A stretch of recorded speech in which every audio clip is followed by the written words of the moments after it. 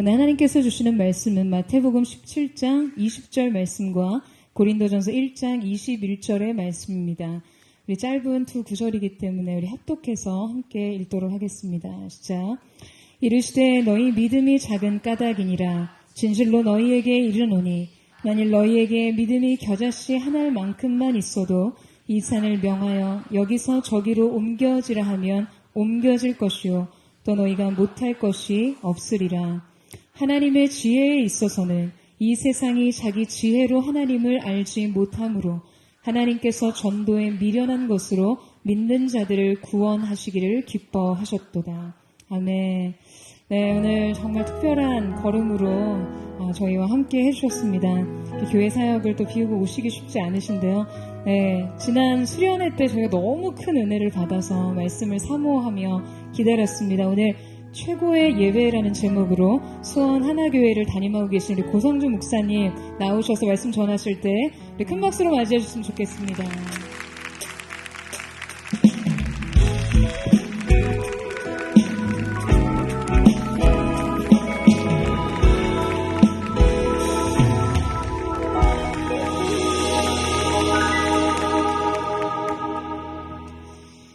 여러분 만나뵙게 돼서 반갑습니다. 참 특별한 교회에 불러주셔서 다시 한번 감사드리고, 사실은 담임 목사 주일을 비우고 오는 이거는 테러죠, 테러인데.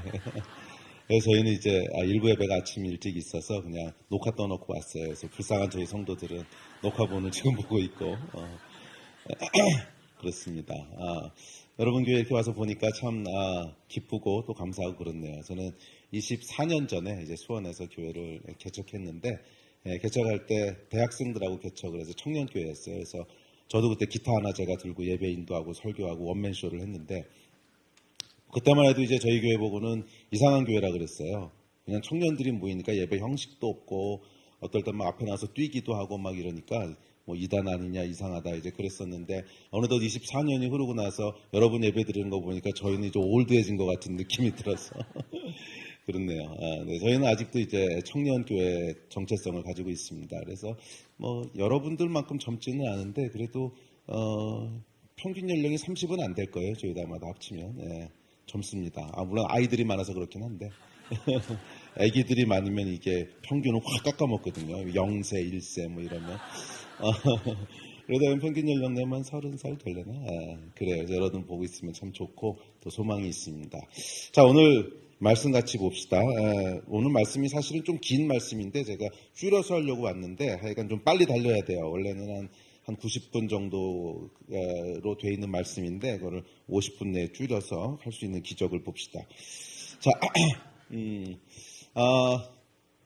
처음에 좀 티칭을 좀 해야 되는데, 우리가 살고 있는 이 자연 세계 또는 물질 세계에 원리가 있지요. 근데 하나님께서 두 세계를 창조하셨습니다. 여러분 알고 계시죠? 보이는 세계가 전부가 아니라 보이지 않는 세계가 있습니다. 만약 보이는 세계가 전부라면 하나님은 어디 계시겠어요? 보이지 않잖아요. 그런데 하나님은 영이시라 그랬죠. 그래서 영적인 세계가 있습니다. 보이지 않지만 실제하는 세계가 있다는 거예요. 보이는 세계가 전부가 아닙니다. 만약 보이는 세계가 전부라면 하나님은 존재하실 곳이 없지요. 보이는 세계가 있다면 보이지 않는 세계가 있습니다. 하나님께서 두 세계를 창조하셨어요. 보이는 세계, 보이지 않는 세계, 두 세계를 창조하셨습니다. 이 보이는 세계가 뭔지는 우리가 잘 알고 있습니다. 우리가 지금 살아가고 있는 이 세계죠. 그래서 이 세계에는 물도 있고 강도 있고 나무도 있고 사람들도 있고 또 강아지도 있고 고양이도 있고 보이는 세계가 뭔지는 잘 알고 있어요. 그런데 보이지 않는 세계에 대해서는 참 무지합니다. 보이지 않는 세계도 보이는 세계만큼이나 실제적인 세계입니다. 그곳에도 존재하는 것들이 있습니다. 천사들이 있고요. 또 스랍들이 있고 그룹들이 있고 또 마귀도 있고요. 그리고 무엇보다도 하나님이 계시죠. 그러니까 보이지 않는 세계도 보이는 세계만큼이나 실제적인 세계라는 거예요. 자, 보이는 세계에는 보이는 세계의 원리가 있습니다. 그래서 여러분 제가 이렇게 휴대폰을 들고 있는데 놓으면 어떻게 될 것 같으세요? 그렇죠. 떨어지죠. 이게 여기 이렇게 멈춰 있거나 하늘로 올라갈 거라고 말하는 사람은 없습니다. 이걸 뭐라 그러죠? 그렇죠. 만류인력이라고 부르죠. 이렇게 놓으면 떨어지는 거죠. 만류인력의 법칙이 있기 때문에 당연히 밑으로 떨어집니다. 우리는 그 법칙을 잘 알고 있습니다. 또 음식을 오래 두면 어떻게 되죠? 썩지요. 그럼 먹으면 어떻게 돼요? 탈나거나 죽겠죠. 그러니까 그것도 이제 우리가 자연세계의 원리예요. 잘 알고 있습니다. 그런데 이런 원리들을 만약 모르면 어떻게 될까요? 아마 살아가기가 굉장히 힘들 겁니다. 그래서 만유인력의 법칙을 몰라서 5층에서 막 떨어져. 그러면 당연히 아니 죽겠죠, 웬만하면. 예. 하여간 그러면 살아가기가 참 힘들 거예요. 또 이렇게 오래 방치돼 있던 음식, 한 5년쯤 안 먹고 놔뒀던 케이크를 막 주워 먹고 그럼 어떻게 될까요? 뭐 죽거나 탈이 나겠죠. 그러니까 이 자연 세계의 원리를 우리가 알지 못하면 정상적으로 살아가기가 참 힘들 겁니다. 그리고 실제로 어린아이들을 보면 그렇지요. 어린아이들은 이 세계의 원리를 잘 모르기 때문에 사고가 나지요. 그래서 뭐 기어다니다 높은 데서 떨어지기도 하고 오래된 음식을 주워 먹고 탈이 나기도 하고 그렇죠. 그런데 여러분 영적으로도 똑같다는 거예요. 왜냐하면 보이는 세계를 지으신 분이 보이지 않는 세계도 지으셨어요. 그러니까 같은 분이 창조하셨다는 거예요. 같은 분이 창조하셨는데 보이는 세계에는 이렇게 정확한 원리와 원칙들이 있는데 보이지 않는 세계라고 아무 원칙이 없을까요? 그럴 리가 없죠. 같은 분이 창조하셨는데. 그러니까 보이지 않는 세계도 보이는 세계만큼이나 정확한 원리를 가지고 하나님 만드셨다는 거예요. 그런데 문제는 뭐냐면 그 원리들을 우리가 모르는 거예요. 모르기 때문에 마치 어린아이들이 자연세계의 원리를 몰라서 사고가 나고 다치고 그러듯이 영적인 원리를 모르게 되면 어떻게 될까요? 영적인 삶을 정상적으로 살 수 없겠지요. 이것이 우리가 영적인 삶을 살아가지 못하는 첫 번째 이유입니다. 물론 안다고 다 되는 건 아니에요. 그럼에도 불구하고 모르면 절대 살아갈 수 없겠죠.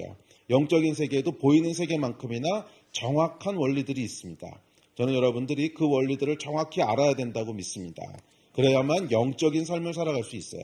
영적으로도 여러분 그 원리를 무시하고 아무렇게나 막 살면 우리가 이런 물질세계의 원리를 무시하고 아무렇게나 막 살면 건강도 망가지고 또 정상적인 삶을 살 수 없듯이 영적으로도 마찬가지입니다. 영적인 원리를 무시하고 계속 내 마음대로 살아가게 되면 영이 병이 들겠죠. 영이 병이 들고 영이 망가지고 정상적인 영적인 삶을 살 수 없을 겁니다. 그래서 영적인 원리를 아는 것이 영적인 삶을 살아가는 데 있어서 아주 중요합니다. 자, 그렇다면 영적인 원리는 뭘까? 그러기 위해서는 먼저 인간이 어떤 존재인지를 좀 이해해야 됩니다. 인간은 여러분 모든 피조물들 중에 아주 독특한 존재입니다. 아주 독특한 존재는 어떤 존재냐면 이 두 세계에 다 속한 존재예요. 그런 존재는 인간밖에 없어요. 잘 생각해 보세요. 다 한쪽 세계에만 속했지 두 세계에 이렇게 끼어 있는 존재는 인간밖에 없어요. 하나님께서 사람을 창조하실 때 흙으로 사람을 지으시고 그 코에 하나님의 생기를 불어넣으세요. 자, 흙으로 지었다고 하는 것은 자연 세계에 속했다는 뜻이지요. 그러니까 흙으로 만들었다고 하는 것은 진짜 진흙을 이렇게 빚었다는 뜻이라기보다는 이 자연 세계에 속해 있는 물질들을 가지고 만들었다는 거예요. 그래서 저와 여러분의 몸을 구성하고 있는 원소들을 보면 그냥 자연 세계를 구성하고 있는 원소들입니다. 아마 주로 제일 많은 게 탄소일 거고 그 다음에 뭐 산소도 좀 있을 거고 하여간 뭐 질산, 인 뭐 이런 거 가지고 만들었겠죠. 자, 그런 걸로 구성되어 있다는 거예요. 그래서 보이는 세계의 재료들로 만들어졌어요. 그래서 저희는 보이는 세계에 속했습니다. 그런데 동시에 보이지 않는 세계에도 속했다는 거예요. 그 영을 우리에게 불어넣으셨어요. 하나님께서 그 영을 우리에게 불어넣으셔서 우리가 영적인 존재가 되게 하셨습니다. 그래서 이 두 세계에 다 속해 있는 존재는 우리밖에 없어요. 그래서 이 창세기에 보면 사람을 뭐라 그랬냐면 살아있는 영이라 그랬어요. 영어 성경에 보면 더 정확한데 living spirit. 아니 뭐 스피릿이면 당연히 살아있는 거지 또 living은 왜 들어갔어요? 그러니까 이게 두 세계에 껴있다는 뜻이죠. 스피릿이라는 거예요. 그러니까 저와 여러분은 영인데 호흡이 있다는 거예요. 이 세상에서도 살아있다는 거예요. 그래서 아주 특별한 존재입니다. 그런 존재는 없어요. 다른 존재는 다 한쪽 세계에만 속해 있죠. 자, 그런데 이 두 세계에 다 속했다고 하는 건 무슨 뜻이냐면 두 세계 속에서 두 세계에서 인터랙션을 할 수 있다는 뜻이에요. 커뮤니케이트 할 수 있다는 뜻이에요. 자, 무슨 말이냐면 저희가 이 세상에 속해 있습니다. 그래서 이 세상에 있는 것들과 상호작용을 할 수 있죠. 그러니까 예를 들어 제가 목이 말라요? 그러면 여기 컵이 있구나. 물을 마셔야지. 이렇게 할 수 있는 게 이게 뭐예요? 제가 이 세상에 속한 거죠. 예, 저는 이 세상에 속했습니다. 또 여러분들 옆에 있는 사람한테 안녕 그러고 인사할 수도 있고 또 사랑한다고 허구해 줄 수도 있고 이게 다 뭐예요? 인터랙션을 할 수 있는 거죠. 그러니까 보이는 세계와 인터랙션 할 수 있다는 거예요. 그래서 하나님께서 그런 기관으로 뭘 두셨어요? 오감을 두신 거죠. 듣고 보고 냄새 맡고 촉감으로 느끼고 혀로 맛보고 하는 오감이라고 하는 감각을 주셔서 보이는 세계와 소통할 수 있도록 하셨어요. 마찬가지로 영적인 세계에 속했다고 하는 것은 뭐냐면 영적인 세계와 소통할 수 있다는 뜻입니다. 만약에 그래요, 우린 영적인 존재지만 영적인 세계하고는 아무런 소통을 할 수 없어요. 그럼 그게 무슨 영적인 거예요? 영적인 세계에 속했다라고 하는 뜻은 뭐냐면 영적인 존재와 소통할 수 있다는 뜻이에요. 그래서 저와 여러분은 하나님과 소통할 수 있습니다. 그게 영적인 존재라는 뜻이에요. 네, 하나님과 소통할 수 있어요. 하나님의 음성을 들을 수 있고 하나님께 말할 수 있고, 그게 기도잖아요. 하나님께 호소할 수도 있고 하나님의 음성을 듣기도 하고, 또 하여간 영적인 세계에 속했어요. 그래서 저와 여러분은 영적인 세계와 소통할 수 있는 존재입니다. 근데 문제는 뭐냐면 이 죄지요, 죄. 죄가 들어옴으로 말미암아 성경은 뭐라고 얘기하냐면 우리 안에 모든 영적인 기능이 멈췄다고 얘기합니다. 뭐 영이 죽은 건지 사라진 건지 그건 잘 모르겠어요. 영이 아마 죽은 건 아닐 텐데 영적인 기능이 약간 멈춰버렸다는 거예요. 그래서 우리는 그냥 육체만 가진 보이는 세계에만 속한 존재가 되어버렸어요. 보이는 세계에만 속한. 자, 그래서 이 창세기에 보면 6장이 뭐라 그러냐면 저희가 육체가 됨이라 이렇게 얘기하거든요. 육체가 원래 있었는데 육체가 됨이라면 무슨 뜻이에요? 원래는 영과 육체 두 세계에 다 속했는데 한쪽 기능이 완전히 없어져 버리고 그냥 보이는 세계에만 속한 존재, 육체가 됐다, 이런 뜻이지요. 자, 그래서 제가 저와 여러분에게는 이 보이지 않는 세계와 소통할 수 있는 기능이 있습니다. 그리고 오늘 설교 제목이 최고의 예배인데 예배는 보이지 않는 세계에 속한 기능이에요. 그래서 최고의 예배는 뭐예요? 영으로 드리는 예배예요. 영과 진리로 예배할지니라. 그 얘기를 오늘 하려고 하는데 시간이 약간 허락해야 거기까지 가는데 오케이. 봅시다. 자, 그런데 이제 문제는 뭐냐면 영적인 세계랑 소통하는 게 뭔지를 우리가 잘 모른다는 거예요. 왜냐하면 태어나서부터 한 번도 해본 적이 없어요. 거듭나기 전까지는 한 번도 해본 적이 없죠. 제가 이제 미국에서 공부할 때 그 오피스 메이트가 있었는데 두 명씩 한 방을 쓰도록 대학원생들은 방을 줬는데 오피스 메이트가 있었는데 이 친구가 미국 친구였는데 태어날 때부터 장래인인 친구였어요. 태어날 때부터 한 번도 본 적이 없어요. 이 친구는 그러니까 문제가 뭐냐면 이 색깔이라고 하는 게 뭔지를 당연히 구분할 수 없죠. 본 적이 없으니까. 그런데 색깔을 구분 못하는 게 문제가 아니라 색이 뭐라고 하는 컨셉 자체가 없어요. 그러니까 이 사람한테 색깔이 뭐라고 하는 걸 설명하는 것은 사실상 불가능하더라고요. 한 번도 본 적이 없으니까. 이게 보다가 중간에 실명을 한 사람은 개념은 있어요. 그런데 그것을 구분을 못하는 거지. 근데 우리의 영적인 기능이 마치 이와 같아요. 이게 중간에 소실된 게 아니라 태어날 때부터 아담의 후예로 죄 가운데 태어나기 때문에 태어날 때부터 한 번도 써본 적이 없어. 그러니까 개념 자체가 없는 거예요. 그래서 영으로 소통한다고 하는 게 뭔지는 우리가 거듭나면서 그때부터 배워가는 건데 하여간 우리가 이해할 수 없는 것이 당연합니다. 그리고 어떻게 보면 여러분들이 영으로 소통한다는 얘기를 하면 조금 추상적으로 들리고 공중에 이렇게 구름 잡는 소리처럼 들리는 당연한 거예요. 왜? 한 번도 해본 적이 없으니까.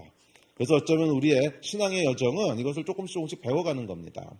그래서 물리적인 법칙도 여러분 어린아이가 태어나자마자 다 알고 태어나는 아이는 없어요. 배워야 되죠. 배워나가면서 그렇구나, 높은 데서 떨어지면 안 되는구나, 썩은 거 먹으면 안 되는구나, 이런 걸 배워가듯이 영적으로도 똑같습니다. 배워가야 돼요. 영으로 소통하는 게 뭔지, 영으로 살아가는 게 뭔지 그것을 하나씩 배워가면 그렇게 추상적이지도 않고 그렇게 어렵지도 않습니다. 우리 하나님은 그렇게 추상적이고 어려운 분이 아니에요. 우리가 다 이해할 수 있도록 창조하셨고 이 세계를 만드신 분이 보이지 않는 세계도 만드셨다니까요. 그만큼 굉장히 구체적이고 실제적이고 그런 거예요. 저는 여러분들이 이 영적인 원리를 알고 그렇게 살아가면서 영적인 삶을 누리셨으면 좋겠어요. 자, 뭐 그 얘기를 오늘 다 할 수는 없고 궁금한 분은 책 사보세요. 저번에도 제가 책을 팔았는데 이 책은 이제 카이로스라고 하는 책이 있어요. 그래서 사보시면 돼요. 자, 사람에 대한 얘기를 좀 합시다. 그럼 사람은 어떤 존재인가? 사람은 영과 혼과 육으로 이루어진 존재입니다. 뭐 여기에 대해서 신학자들은 말이 많아요. 그래서 이원론, 이원론, 삼원론 뭐 여러 가지 신학적인 논쟁들이 있는데 뭐 그런 논쟁을 지금 할 생각은 없고 하여간 인간에게 영혼육이 있는지 영혼육의 기능이 있는 건지 하여간 기능들은 있어요. 그런데 이제 이원론 얘기하시는 분은 영혼육을 구별하면 그게 사람이냐? 사람은 그냥 하나로서 사람이죠. 뭐 틀린 말 아닙니다. 그런데 또 사람에게는 팔도 있고 다리도 있고 눈도 있잖아요. 그렇지만 팔다리를 떼어내면 사람은 아니죠. 하지만 그게 없으면 또 사람이 아니죠. 자, 이렇듯이 영혼육이 그런 거라는 거예요. 우리 안에 영적인 기능이 분명히 있어요. 그러니까 하나님과 소통을 하겠죠. 만약 인간이 영적인 기능이 전혀 없다. 개나 소나 돼지는 영적인 기능이 없거든요. 예, 하여간 이 개나 소나 돼지하고는 다른 어떤 기능이 인간에게 있는 건 분명해요. 이해가 되세요? 그러니까 영이 뭔지를 보시려면 개나 소나 돼지한테 없는 걸 찾으셔야 돼요. 개나 소나 돼지한테 있는 거는 영이 아니에요. 그건 그냥 보이는 세계에 속한 거고, 보이지 않는 세계에 속한 것은 개나 소나 돼지에게 없는 걸 찾으셔야 돼요. 시간은 없지만 혹시 떠오르는 거 있으세요? 개나 소나 돼지한테 없는 거, 근데 사람에게 있는 거.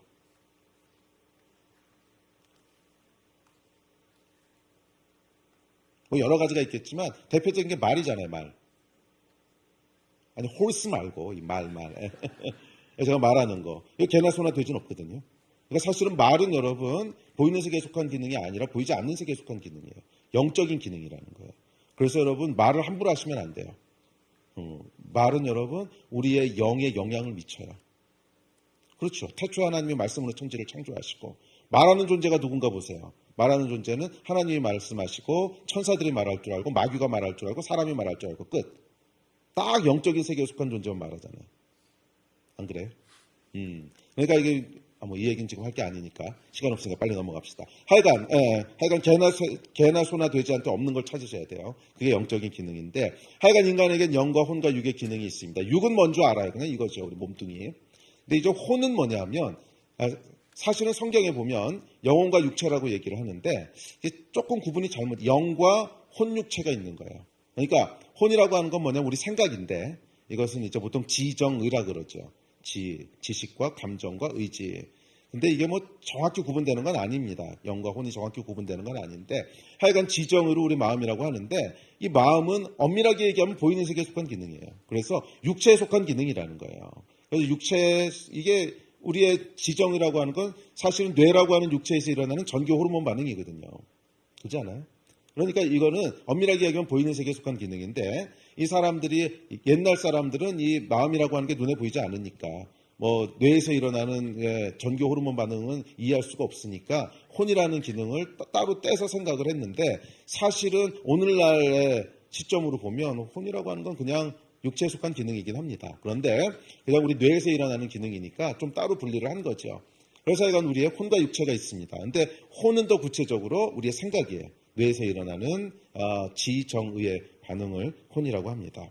자, 그런데 하나님께서 태초에 사람을 창조하실 때 어떻게 창조하셨냐면 질서 속에 창조하셨어요. 그러니까 하나님은 굉장히 질서의 하나님이세요. 저는 육체가 있습니다. 자, 질서의 하나님이시라고 하는 것은 창세기 1장에다는 창조하실 때 보세요. 혼돈과 흑암과 허무가 있어요. 거기에 질서를 부여하시는 게 창조 과정이죠. 딱 질서를 만드세요. 그래서 사람을 창조하실 때도 질서 가운데 창조하십니다. 그런데 어떤 질서를 주셨냐면 육은 혼에게 순종하고 혼은 영에게 순종하도록 그렇게 만드셨어요. 자, 그래서 우리의 육체를 보십시오. 혼에게 순종합니다. 우리 혼이 어떤 생각을 합니다. 목마르니까 물을 좀 마셨으면 좋겠어. 그럼 육체가 어떻게 하죠? 순종하는 거죠. 그대로 따라서 이렇게 순종을 해요. 저게 하나님의 질서라는 거예요. 이게 어긋나면 어떻게 되는 거예요? 병원에 가야 되는 거죠. 그래서 내 팔이 막 마음대로 움직인다든지 그러면 이제 병원 가야 되는 거죠. 고장 난 거죠. 그리고 우리의 혼은 뭐에 순종해야 되는 거예요? 영에 순종해야 되는 거예요. 영이라고 하는 건 뭐냐면 이건 굉장히 길어지니까 약간 간단히 넘어가. 진짜 궁금하신 분은 카이로스 책 사서 보세요. 영이라고 하는 건 우리 안에 거하신 하나님의 영과 인간의 영이 하나 된 영이에요. 원래 그게 하나 된 영이에요. 그래서 영에 순종한다고 하는 건 뭐냐면 성령께 순종한다는 거예요. 하나님께 순복한다는 거예요. 그게 질서라는 거예요. 그게 질서. 근데 죄가 뭐죠? 이 질서를 깨는 거죠. 죄가 하나님께 순복하기를 거절하는 거죠. 이 질서를 깨는 거예요. 그래서 타락은 뭐냐면 질서가 깨진 게 타락이에요. 그래서 여러분 우리의 타락한 현실을 보십시오. 우리의 몸도 그래서 이 혼에게 순복하기를 거부합니다. 예를 들어서 제가 몸을 보니까 요즘 배가 좀 나왔어. 오케이, 다이어트 한다. 다이어트 할 것을 결정했습니다. 누가? 내 혼이. 그런데 왜 밤마다 라면을 먹을까? 이상하지 않아요? 이상하지 않아요? 이게? 그러면 살 빼기 원하는 나가 난가 아니면 라면을 먹고 싶은 나가 난가? 우리 안에는요 아주 심각한 분열이 있습니다. 아니 이거 잘 생각해 보세요. 정말 어떤 게 나은지. 살을 빼기 원하는 게 나아요? 아니면 라면을 먹어야겠다는 게 나아요? 이게 이제 망가진 거예요. 인간이 망가진 거죠. 예.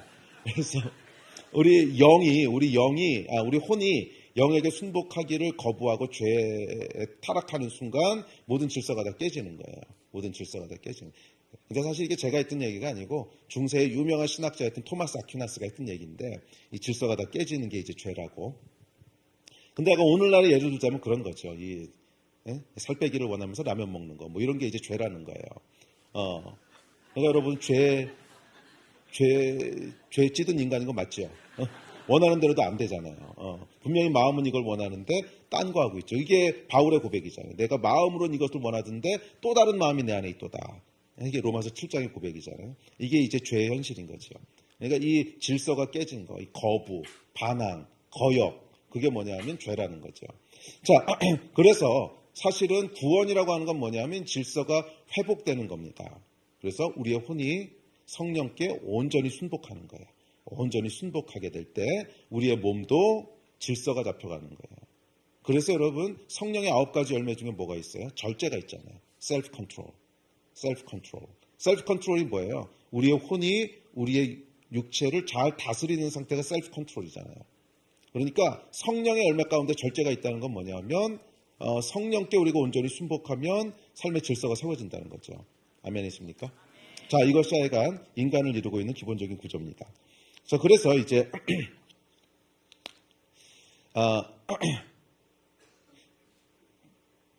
근데 여러분 이게 잘 되세요? 이 질서가 잘 잡히세요? 예를 들면 여러분의 혼의 생각이 거듭났음에도 불구하고 영의 생각에게 잘 복종이 되세요? 잘 안 되죠. 왜 안 될까요? 네, 안 되는 이유가 있어요.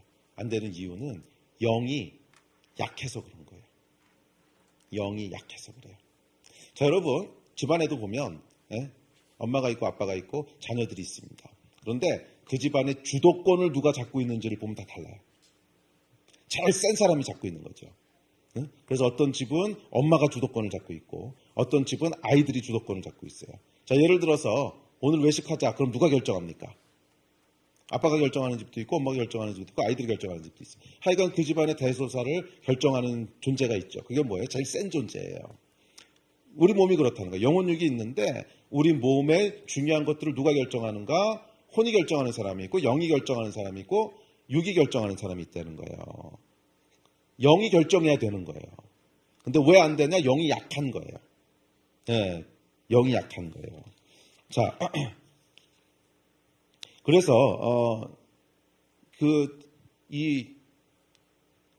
거듭나고 난 다음에도 영이 계속 약하면 우리는 그냥 혼적인 삶을 살게 되는 겁니다.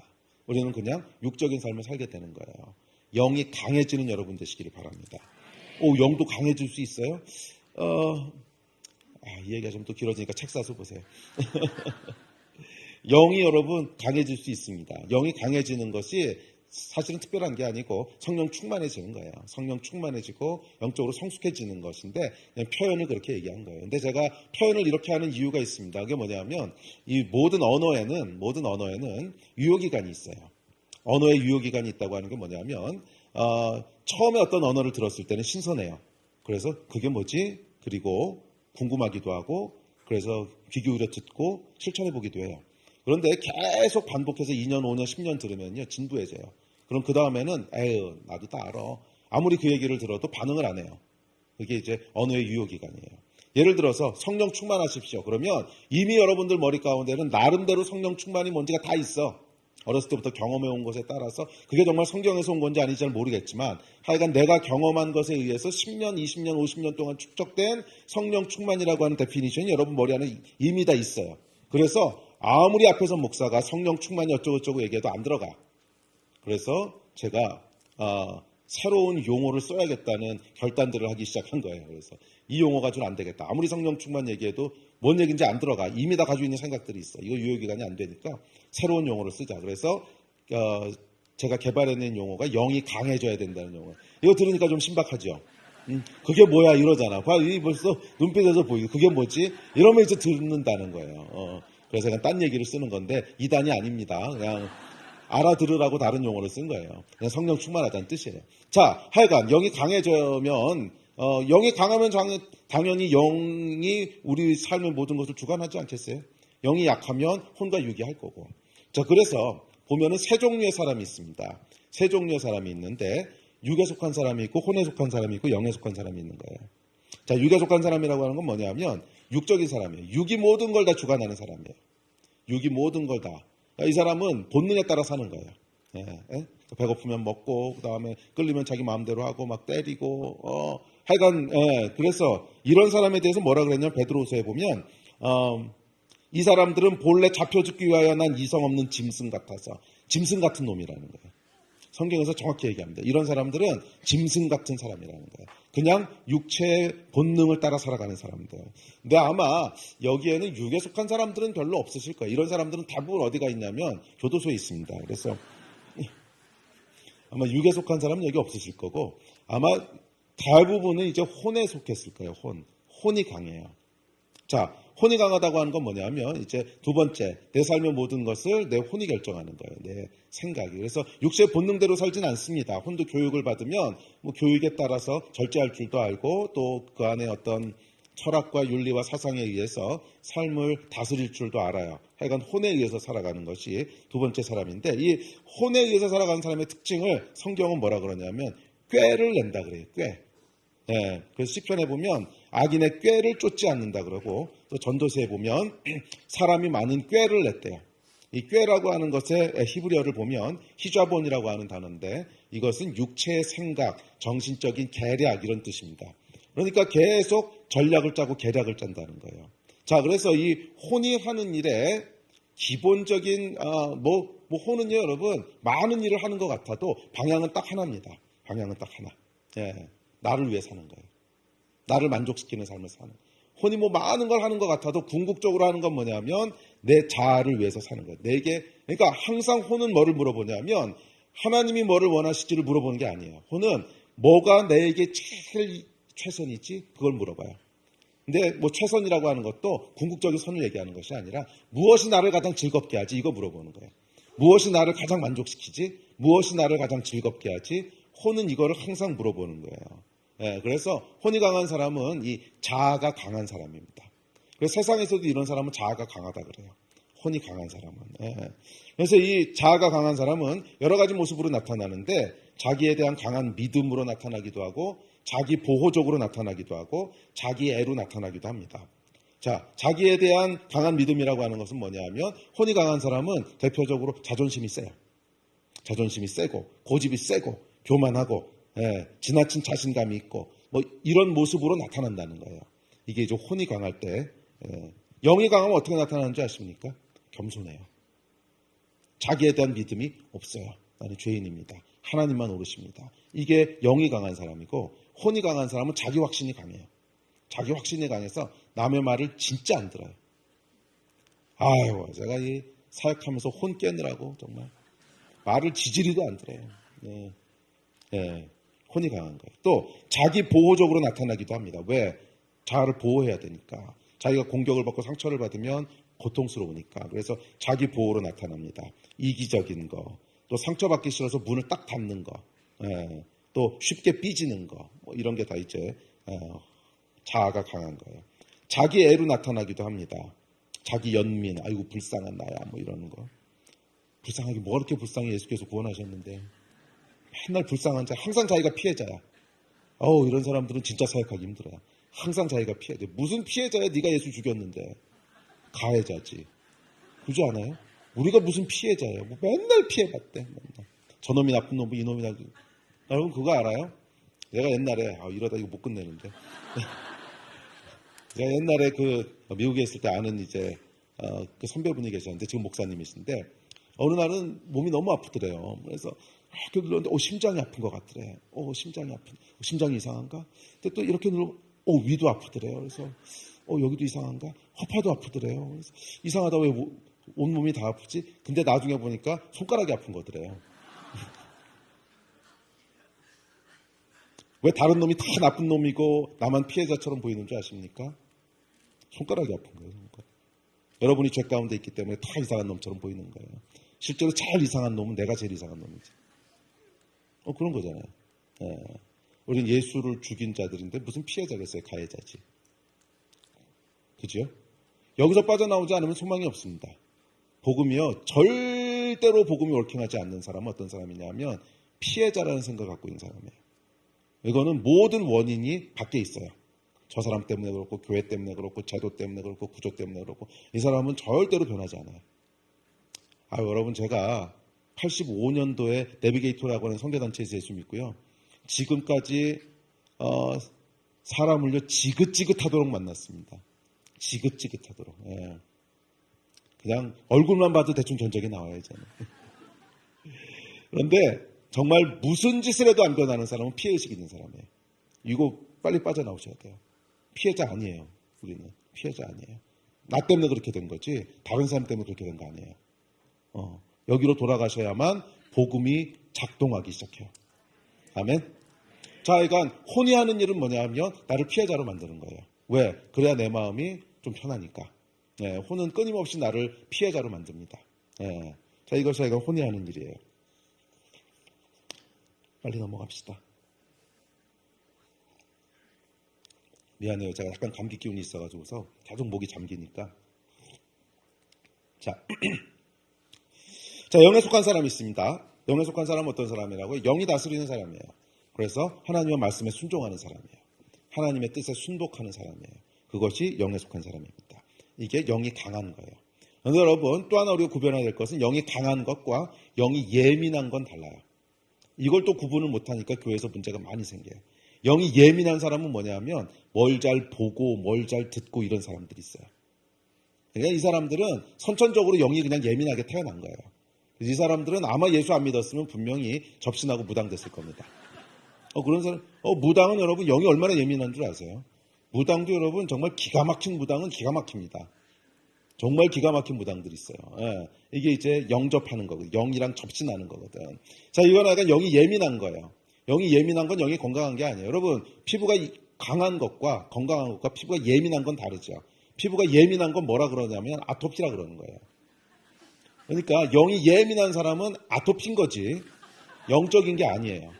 이거를 구분을 못하니까 뭘 보고 뭘 듣고 하면은 영적인 줄 알고 미안하지만 아토피 환자한테 가가지고서 뭘 자꾸 이렇게 그런 거 하지 마세요. 그 아토피 환자지. 물론 은사가 나타날 수는 있어요. 근데 그것은 영이 정상적으로 성숙하고 건강해 가면서 나타나야 정상적인 거지.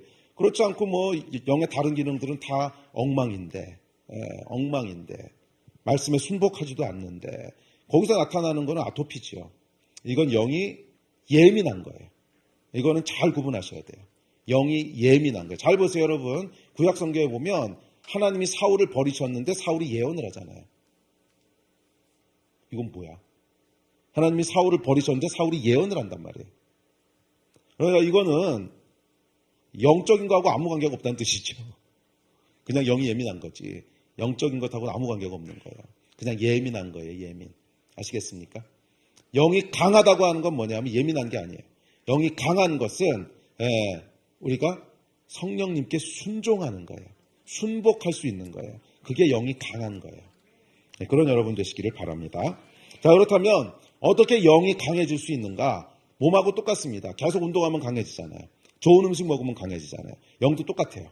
영도 건강한 것들을 계속 먹어요. 영의 양식이 뭐예요? 말씀이죠. 운동하는 건 뭐냐면 사실은 믿음이에요. 뭐 이 얘기를 지금 다 할 수는 없으니까 진짜 간략하게 할게요. 필요한 거. 믿음에 대한 얘기만 오늘 합시다. 뭐 이거 말고도 많아요. 뭐 기도도 있고 말씀도 있고 많은데 오늘은 믿음에 대한 얘기만 할게요. 하여간 믿음의 삶을 계속 살면 어떻게 되겠어요? 영이 강해지는 거예요. 덤벨을 계속 들면 어떻게 되겠어요? 육이 강해지듯이 믿음의 삶을 계속 살면 영이 강해지는 거예요. 믿음으로 사는 여러분 되시기를 바랍니다. 또 사랑하는 삶을 계속 살면 어떻게 되겠어요? 영이 강해지는 거예요. 그래서 사실은 영적인 행위는 크게는 이 두 가지예요. 믿음의 삶, 사랑하는 삶. 그 두 가지를 계속 사는 걸 반복하면 여러분의 영이 강해지는 거예요. 자, 믿음에 대한 것만 오늘 조금 더 살펴봅시다. 최고의 예배까지 가야죠. 자,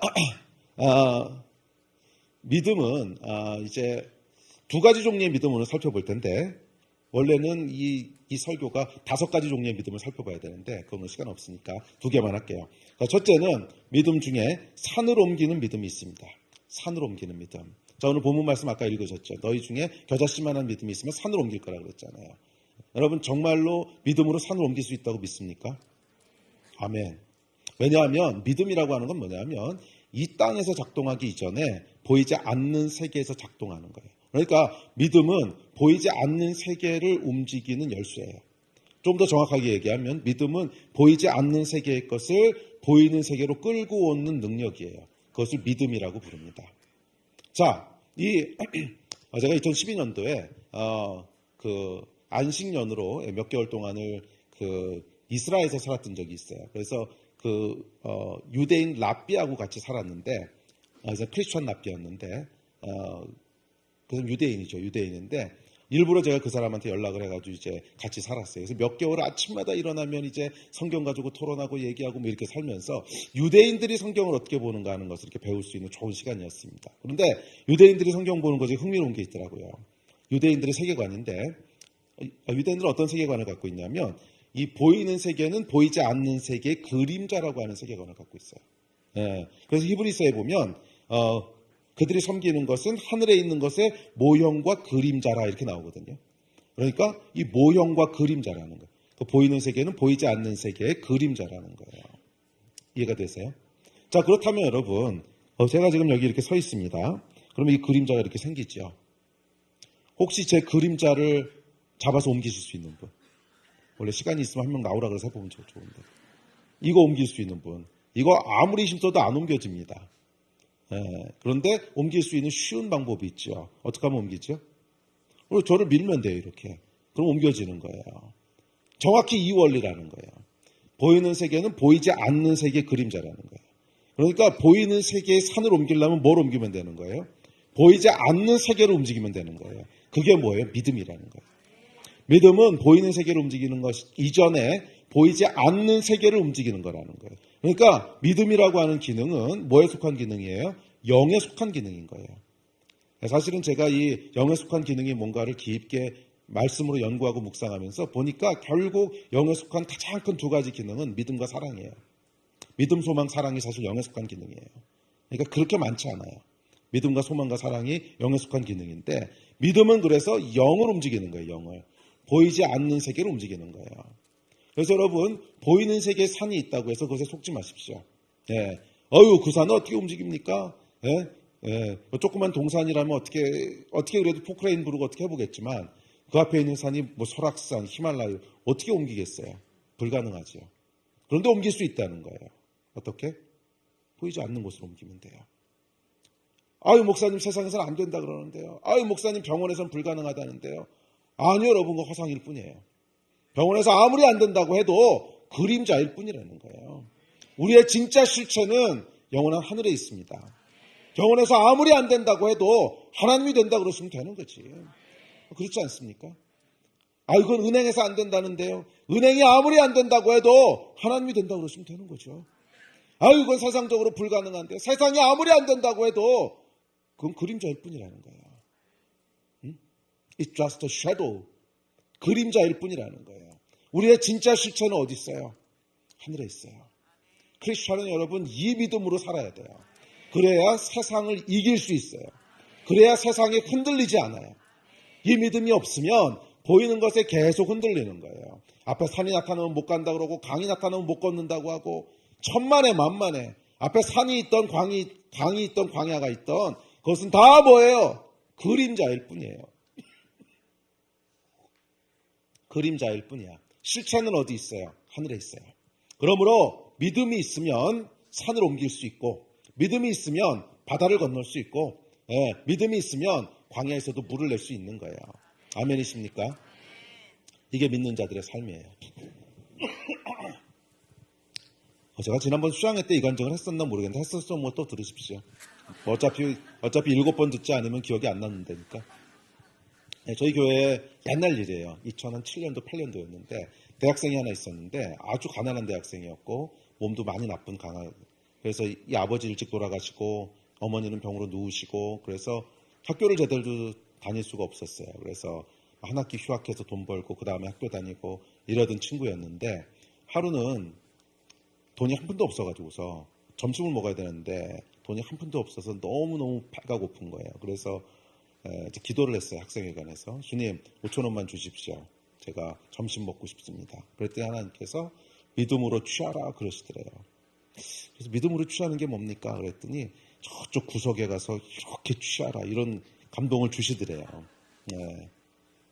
그래서 이 친구가 갔어요. 구석에 갔으니까 코너에 갔으니까 당연히 사람이 없지요. 그리고 이렇게 했는데 5천 원이 생겼다는 거예요. Out of nothing. 주변에 사람이 아무도 없었는데 from the air. 정말 아무것도 없었는데 5천 원이 생겼다는 거예요. 그래서 대학부 전도사가 저한테 와가지고 이야기를 하는 거예요. 너무 희한한 일이 있었다고. 제가 믿었겠어요? 안 믿었겠어요? 당연히 안 믿어지죠. 뭐 듣도 보도 못한 얘기인데. 그래서 걔 불러라 일로. 불렀어요. 걔를 이렇게 불러가지고 앞에다 앉혀놓고 너 내가 전도사한테 들었다. 근데 정말 아무도 없었는데 5천 원이 생긴 거냐? 그랬더니 얘가 굉장히 내성적인 친구인데 막 이렇게 부끄러워하면서 그렇다는 거예요. 그래서 정말이냐? 그래서 정말이래요. 내놔봐라 5천 원. 그랬더니 그걸로 이제 밥 사 먹었다는 거예요. 그래서 야 그런 건 코팅을 해둬야지 밥을 사 먹으면 어떡하냐. 근데 그 얘기를 제가 들으면서 제 안에 있는 신학이 무너지는 소리가 들리더라고. 신학이 와르르르르 무너지기 시작하는 거예요. 저는 굉장히 보수적이고 굉장히 그 개혁신앙적인 신학, 탄탄한 신학 위에 서 있었는데 나름대로 탄탄한 신학적 기초가 있다고 생각했는데 제 모든 신학이 와르르르 무너지는 거예요. 한순간에. 이거는 도대체 뭐지? 이건 도대체 뭐지? 내 신학으로 전혀 설명이 안 되는. 근데 보니까 신학으로 설명이 안 되는 게 아니더라고. 안 믿고 있었던 거지. 보이지 않는 세계가 있다며. 그럼 보이지 않는 세계에서 5천 원이 생기는 거 왜 안 믿죠? 그러니까 이걸 안 믿고 있었던 거지 신학이 없었던 건 아니에요. 당연히 하나님 보이지 않는 곳이고 하나님 전능하신 분이시고 하나님 무에서 유를 창조하시고 당연히 신학은 다 있어요. 그런데 실제로는 안 믿는 거죠. 하여간 그때부터 제 신학이 와르르 무너지면서 새로운 여정이 시작됐습니다. 하여간 그렇게 됐는데 그리고 이 친구는 나중에 이제 신학교를 가서 사역자가 됐는데 하여간 여러분 믿음은 뭐예요? 보이지 않는 세계의 것을 보이는 세계의 실제가 되게 하는 거예요. 이것은 이론이 아니고 실제입니다. 네? 그래서 성경 에베소서에 보면 하나님 뭐라고 그러셨냐면 모든 신령한 복을 하늘에 준비하셨대요. 네. 그러니까 영어 성경으로 보면 every spiritual blessings in heavenly realm. 그래서 모든 복을 하늘에 다 준비하셨다는 거예요. 어디 준비하셨다고? 하늘에. 그런데 그것을 땅으로 가져와야 될 거 아니에요. 그게 믿음이라는 거예요. 믿음은 하나님께서 여러분을 향한 복을 하늘에 다 준비하셨는데 그 복을 보이는 세계의 실제가 되도록 하는 거예요. 그게 믿음이에요. 그래서 믿음을 뭐라 그래요? 보이지 않는 것에 대한 증거라 그랬잖아요. 보이지 않는 것에 대한 증거라는 거예요. 믿음이 있으면 보이지 않는 세계의 것을 보이는 세계의 확실한 것으로 만들 수 있다는 거예요. 이 말씀을 믿으시는 분들은 믿음으로 실체들을 보게 될 줄 믿습니다. 아멘. 자, 두 번째 믿음이 있습니다. 아우, 드디어 끝까지 왔네요. 예. 자, 두 번째 종류의 믿음은 뭐냐면 광야의 믿음이에요. 첫 번째 종류의 믿음이 산의 믿음이라면, 자, 인생을 살다 보면 광야를 만날 때가 있습니다. 자, 그런데 이 기도하면 하나님께서 응답하시죠. 그리고 저도 뭐 기도하면 믿음으로 실제가 될 때가 있습니다. 그런데 항상 그렇게 되세요? 이게 이제 또 문제인 거라. 항상 5천 원씩 끌어당길 수 있다면 저희 교회 좀 건축 때문에 제가 기도 많이 하는데 이거 매일 5천 원씩 끌어당기면 되잖아요. 근데 안 되거든요, 이게. 믿음으로 실체가 될 때도 있습니다. 그런데 제가 어느 날 이렇게 앉아가지고서 타율을 계산해 봤어요, 타율을. 몇 번이나 될까? 10번에 한 번은 되나? 이게 타율이 비참하더라고요. 일할이 안 되더라고.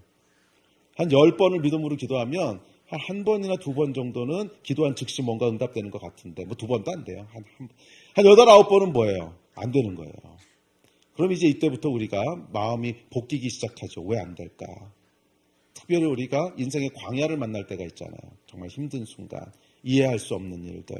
이런 거 만날 때는 이 정말 속이 탑니다. 왜 안 될까? 분명히 기도했는데 왜 안 될까? 10몇 년 전이었어요.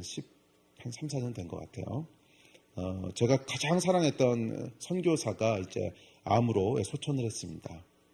근데 이 친구는 자매님이었는데 어떤 분이었냐면 저희가 이제 미국에 유학생으로 있을 때 저희 교회에서 전도해가지고 그때 처음으로 예수를 믿고 저희 평생의 동역자였어요. 평생의 동역자였는데 저는 이 자매처럼 사역자라는 자매는 아직까지 본 적이 없어요.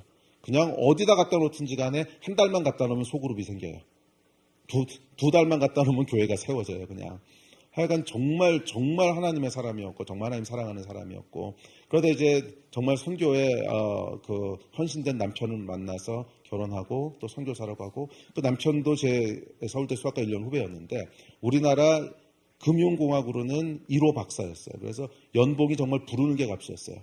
그러니까 선교사로 나갈 때 연봉이 얼마였냐면 제 1년 월급이 제 연봉보다 훨씬 많았어요.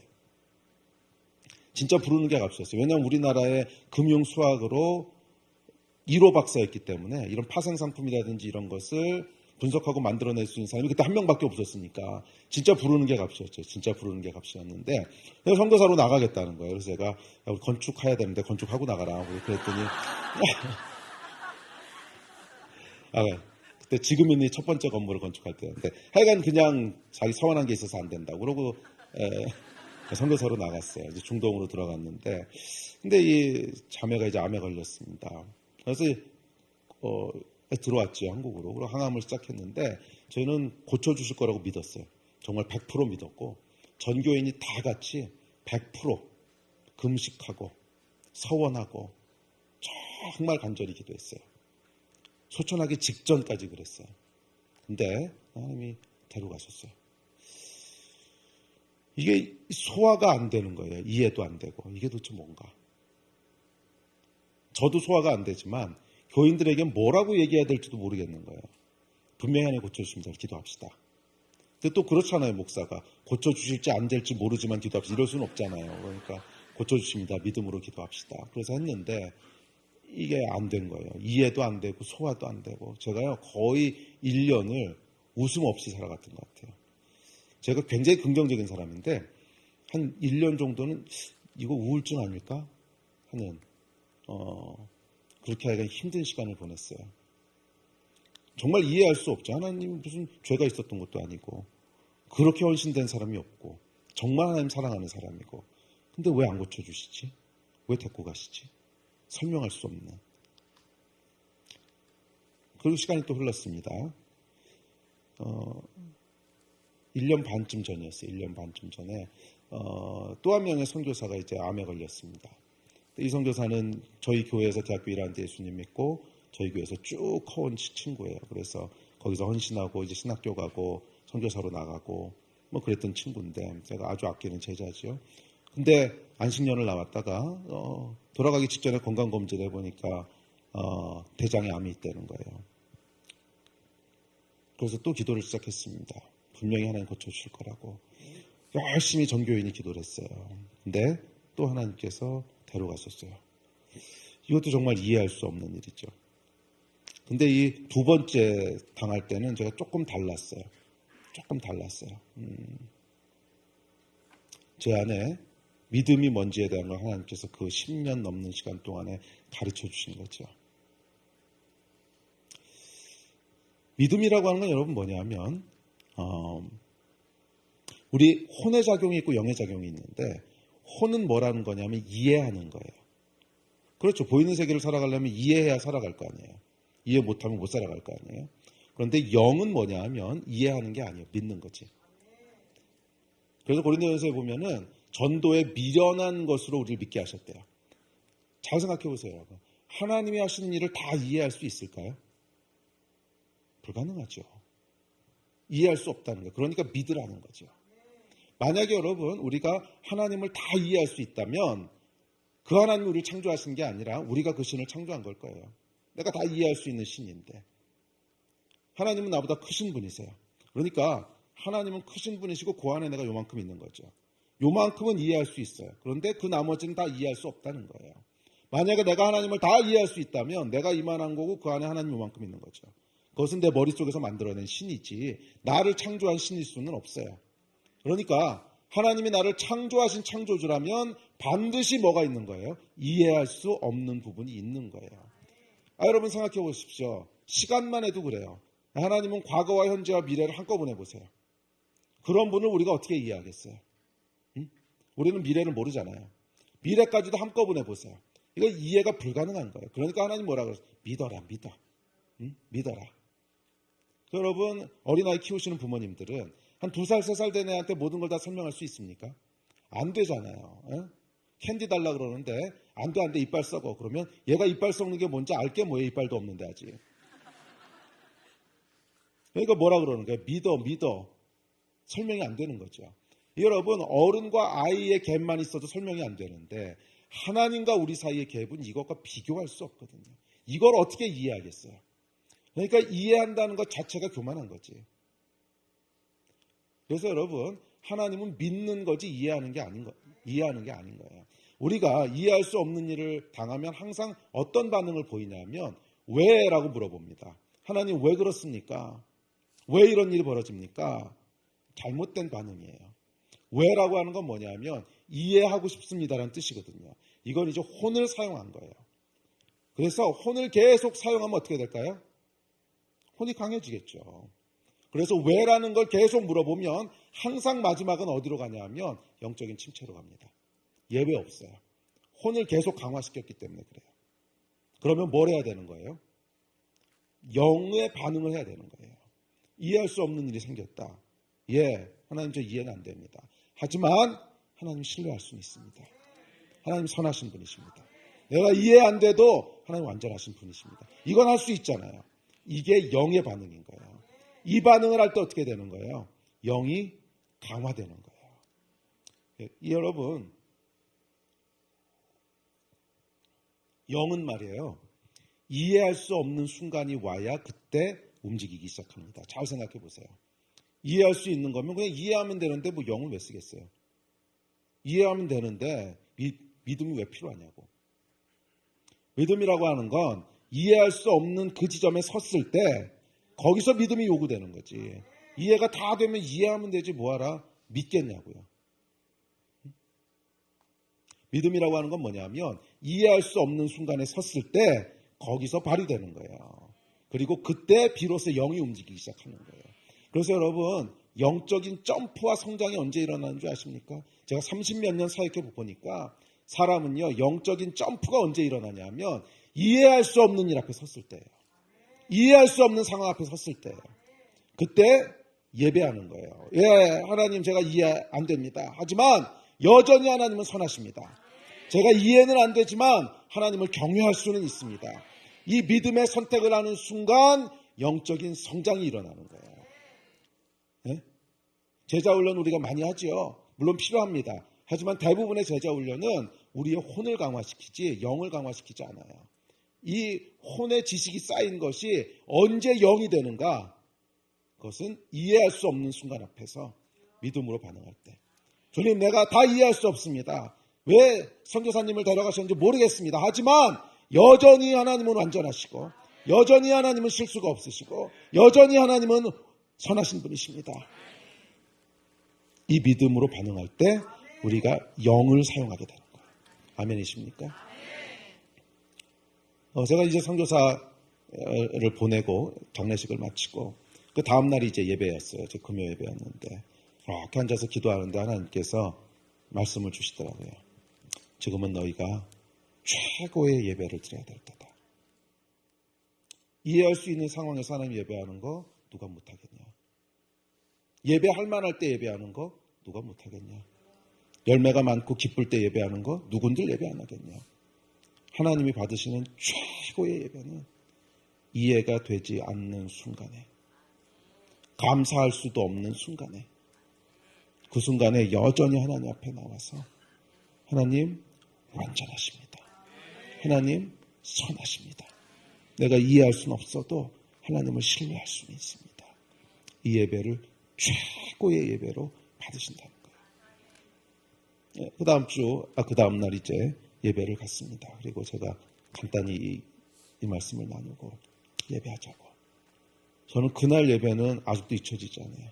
제가 거듭나고 나서 지금까지 드렸던 모든 예배 중에 정말 최고의 예배였어요.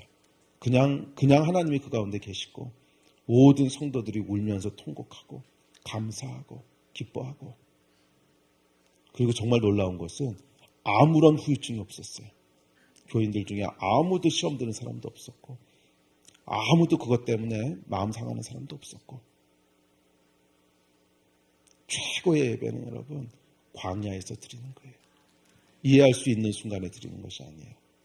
존 파이퍼 목사님이 뇌종양에 걸려서 수술 받으러 들어갔습니다. 쓰셨던 글이 있어요. 아티클이 있는데 그 아티클의 제목이 뭐냐면 Don't waste your cancer. 당신의 암을 낭비하지 마십시오. 여러분의 광야를 낭비하지 마십시오. 그때가 최고의 예배를 드릴 수 있는 기회예요. 아무 때나 오는 거 아니에요. 아무 때나 오는 거 아니에요. 광야에 섰을 때, 이해가 안 될 때, 뭘 해야 될지도 모르겠을 때, 그때가 우리 하나님 앞에 최고의 예배를 드리는 때예요. 광야에서 예배하는 여러분 되시기를 축복합니다. 우리 기도합시다. 혹시 자리에서 일어날 수 있는 분들은 일어나셔도 좋고요. 우리 함께 좀 기도하고 예배하면서 주님 앞에 나갑시다. 아마 여러분들 가운데 분명히 있으실 거예요. 크고 작은 이해할 수 없는 일들. 그리고 어떤 분들은 굉장히 큰 이해할 수 없는 그런 당황스러운 상황 가운데 계신 분도 계실 것이고, 또 어떤 분들은 그렇게 큰 사건은 아니지만 그래도 내가 이렇게 기도했는데 왜 하나님 응답하지 않으셨지? 약간 퍼즐되는 상황도 있을 것이고, 그렇다면 할렐루야 감사하십시오. 지금 그것을 가지고 하나님 앞에 예배해야 되는 때예요. 하나님, 내가 이해할 수는 없지만 예배할 수는 있습니다. 이해할 수는 없지만 믿을 수는 있습니다. 이해할 수는 없지만 여전히 하나님은 선하십니다. 이해할 수 없지만 여전히 하나님은 완전하십니다. 이해할 수 없지만 여전히 하나님은 실수가 없으십니다. 예배할 수 있는 때가 지금입니다. 아멘. 우리 같이 좀 기도합시다. 우리 주여 3번 부르짖고 기도할 때 이 마음을 가지고 주님 앞에 나갑시다. 주님, 오늘 내가 최고의 예배를 하나님께 드리며 나아갑니다. 이해할 수 없지만 하나님은 선하십니다. 이해할 수 없지만 하나님은 완전하십니다. 주님, 우리의 예배를 받으십시오. 주여 3번 부르짖고 다 같이 합심해서 기도합니다.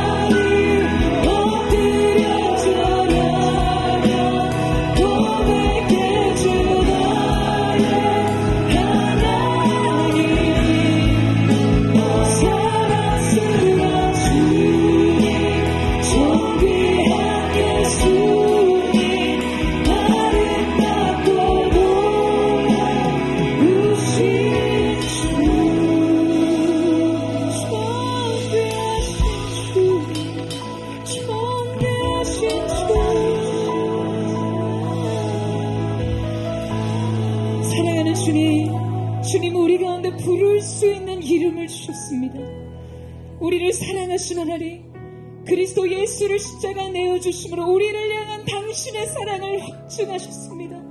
우리가 날마다 그 십자가 앞으로 나아가 예수께서 우리를 위해 행하신 모든 것을 이루었다 말씀하신 그 행하신 일들을 바라보며 나아가게 하여 주시옵소서. 이보다 우리의 인생에 더 선하신 하나님의 뜻은 없음을 고백하며 나아갑니다. 사랑하는 여러분, 이 시간 우리가 한번 기도하며 나아갈 때 주님, 우리의 인생 앞에 놓인 우리의 인생의 큰 산을 향해 이 시간 그리스도 예수께서 모든 것을 하실 수 있는 분이시라는 믿음을 주께 드리기를 원합니다. 그럼 믿으세요. 인생의 그림자 현실에 매이지 않게 하시고 주님 하늘의 계획과 뜻에 우리의 시선을 드리는 자가 되게 하여 주시옵소서. 보이는 것을 믿는 자가 아니 믿는 것을 보는 자들이 되게 하여 주시옵소서. 믿음으로 이 산을 들어 바다를 영원하시며 그대로 될 줄로 믿습니다.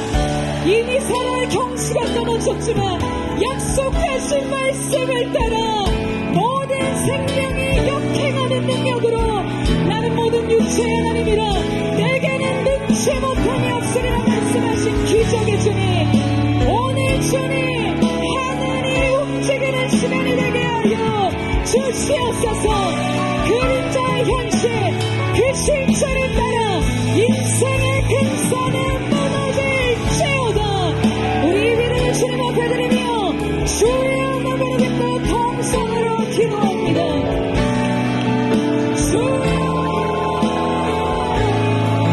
사랑하는 주님, 선하신 주님, 예수 그리스도의 십자가가 주님의 선하심과 인자하심이 영원하심을 확증하셨습니다. 우리를 향한 하나님의 사랑의 그 신을 확증하셨습니다.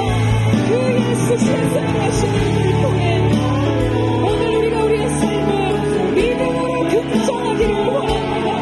내 인생 주어진 모든 것 주님 가장 좋은 길을 얘기해 주님을 신뢰하는 믿음으로 그 믿음으로 오늘 인생의 상대를 옮겨지게 하시고 내 마음의 상대를 옮겨지는 시간 될 수 있도록 역사하여 주시옵소서. 아버지 그림자 현실 놀라지 않게 해주시오.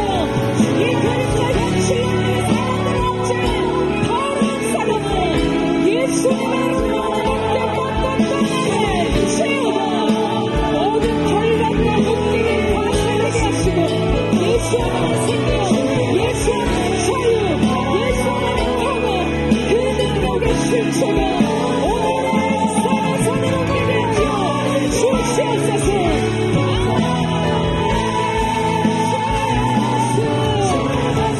주님 그렇습니다. 믿음으로 말씀을 따라갑니다. 어제 믿음으로 사랑으로 그 길을 걷기를 원합니다.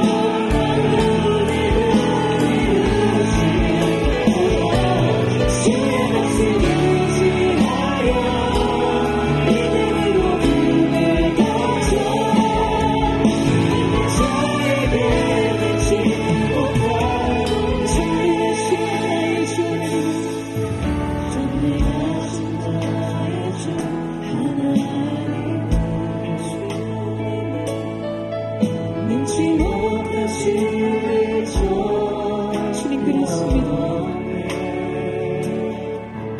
우리의 모든 간구도 우리의 모든 생각도 우리의 모든 꿈과 모든 소망 신실하신 나의 주 하나님은 신실하신 나의 주 하나님은 주님은 우리의 모든 괴로움 받고 주님 그렇습니다. 불가능한 일 행하시고 죽은 자를 일으키시는 주님 그 생명의 주인 되신 주님을 오늘 우리가 믿어 바라보는 겁니다.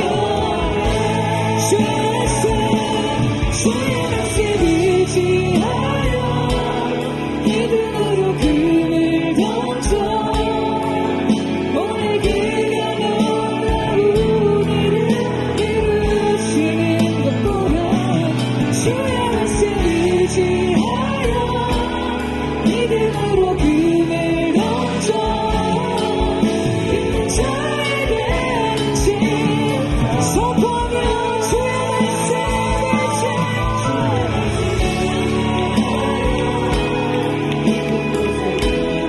오늘 주께서 하신 놀라운 일을 바라봅니다. 놀라운 일을 이루시는 것보다 주의 말씀 의지하여 깊은 곳에 금을 던져 믿는 자에게 놓지 못한 믿는 자에게 놓지 못한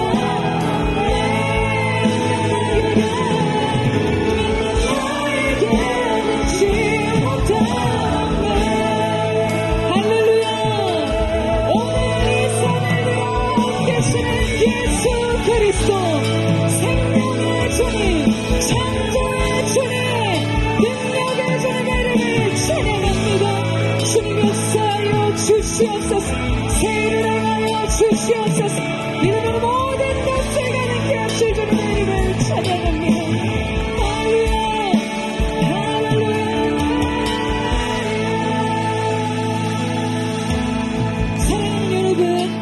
오늘 여러분의 인생의 산을 옮기실 주님이 여러분의 삶을 붙들고 계심을 믿으십니까?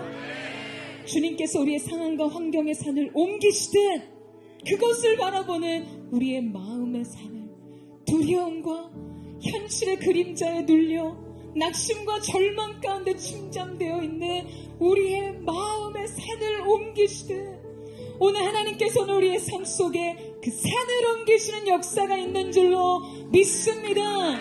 이 산 뒤에 이 그림자로 노략질하며 두려움을 주는요 이 시간 내가 예수 그리스도의 명함을 묶임받고 떠나갈지어다. 하나님의 사람들의 영혼을 발목을 붙잡고 있는 더러운 영 예수님의 명함을 묶임받고 떠나갈지어다.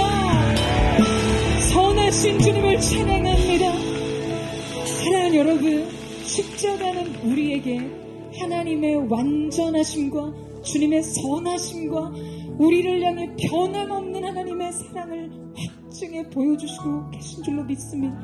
아직도 우리가 죄인되고 연약하였을 때 우리가 선악간에 무언가를 주님 앞에 행하기도 전에 택하시는 자의 부르심으로 말미암아 선택하신 사랑으로 그 십자가의 은혜로 우리를 구원하셨는 줄로 믿습니다. 여러분 믿으세요? 이 사실을 믿으십니까? 우리의 삶 속에 여러분 이보다 더 좋은 일은 없습니다. 이것이 우리의 삶을 지탱하며 바치는 주님의 완전하신 은혜인 줄로 믿습니다. 우리 시간 여러분 믿음으로 걸어가세요. 목사님의 말씀을 통해 우리는 우리의 삶을 사는 방식에 대해서 배웠습니다. 주님 영으로 사는 자들 되게 하셔서 보이는 것을 믿는 믿음이 아니 믿은 것을 보는 자들, 믿음은 보지 못한 것들의 실상이요 나타나지 않은 것의 증거라고 말씀하신 주님, 우리로 하여금 주님을 신뢰하는 믿음, 주님을 이해하기보다 주님의 뜻을 신뢰하는 믿음으로 아멘 할 때마다 모든 것이 그리스도 안에서 예가 되는 거룩한 은혜의 역사가 나타나게 하여 주시옵소서. 이 시간에 한 번 더 기도하며 나아갈 때 우리가 함께 지난주 여러분에게 나눴던 기도의 제목으로 한 번 더 중보 기도를 부탁드리기를 원합니다. 웰컴포드 1, 2기 리더십으로 섬겼던 우리 갓성은 전에 지금 암의 발병으로 인해서 동막과 림프와 뼈와 간의 모든 것에 전이가 된 상태입니다.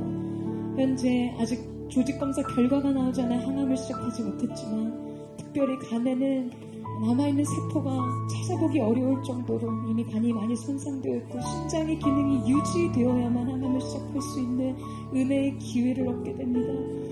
특별히 하나님께서 오늘 또한 응급실로 또 조치를 해주셔서 새로 입원하고 이후에 모든 치료의 과정들이 있습니다. 하나님 오늘 산이 옮겨지는 시간이 되게 하여 주십시오.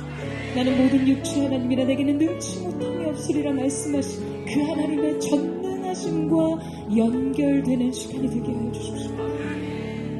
여러분 지난 금요일 기도회 때 제가 여러분께 함께 나눴던 것처럼 하나님께서 우리가 환우와 질병에 대해 치유를 위해 기도하며 그 은혜를 구할 때 우리에게 온전한 믿음이 필요하다라고 말씀하셨어요. 그 믿음이란 죽음 이후에 영원한 삶이 우리를 기다리고 있다는 그 영원한 삶이 우리에게 가장 완전한 삶임을 가장 영광스러운 삶임을 믿음으로 인정하고 바라보는 믿음이 이 모든 하나님의 은혜와 치유를 구하는 믿음을 온전케 할 것이라고 주님 말씀하셨습니다. 여러분 이 사실을 믿으세요? 여러분 이 사실을 믿으십니까? 계시록의 말씀이 하늘에서 큰 음성이 들리니 누구든지 이로 주 안에서 죽는 자는 복이 있도다. 주님 말씀하셨습니다. 인생의 삶 속에서 가장 큰 슬픔과 상실과 고통의 결정체인 죽음마저도 복되게 하신 주님, 우리가 주 안에 있는 그 은혜를 누리게 하여 주시옵소서.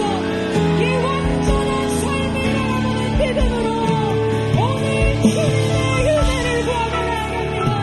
사랑하는 땅의 육체 속에 주님 은혜를 더하여 주시옵소서. 모든 안세포는 그대로 멈춰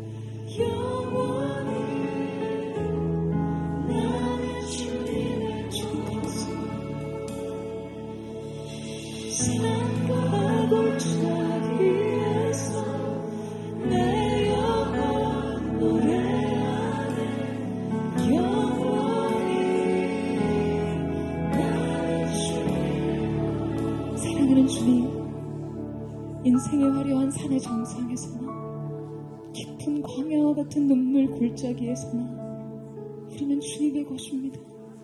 주님의 사랑이 우리 가운데 있음을 믿습니다. 특별히 이 시간 사랑하는 딸 성은이를 주님 붙들어 주셔서 사랑한 딸의 유체 가운데 아론의 쌍난 지팡이와 같이 마른 막대기에서 부활 생명의 꽃이 피어나듯 주님 생명의 징후들이 나타나게 하여 주시옵소서. 주님의 놀라우신 은혜, 하늘의 문이 열리고 주님의 뜻하심을 따라 아모자는 그 딸의 인생 앞에 놓인 산이 옮겨지는 시간이 되게 하여 주시옵소서. 오늘 함께 기도한 모든 성도들의 삶 속에서도 주님 동일한 은혜가 있게 되기를 원합니다. 주님, 이 바울의 믿음처럼 살든지 죽든지 내 안에 오직 그리스도 예수만이 존귀케 되기를 원하는 그 믿음까지 이룰 수 있는 우리에게 언제나 우리 인생의 눈에 절망과 좌절이 있다 해도 가장 완전한 삶이 우리를 지탱하고 있으며 가장 영광스러운 삶이 우리를 기다리고 있기 때문에 결코 주 안에 있는 자들에게는 절망도 낙심도 인생의 모든 슬픔도 있을 수 없음을 우리를 위해 죽으신 예수님의 이름으로 선포합니다. 그 즐거움과 기쁨에 동참할지어다. 최고의 예배로 주께 영광을 돌릴지어다. 믿음으로 걸어갈지어다. 오늘 그렇게 우리의 영혼을 하시며 소성케 하시며 영과 믿음과 진리로 살게 하신 존귀하신 예수님의 이름을 찬양하며 감사드리며 살아계신 예수님의 이름으로 기도드립니다. 아멘. 우리 놀라우신 예수님, 아름다우신 예수님, 우리 존귀하신 예수님 앞에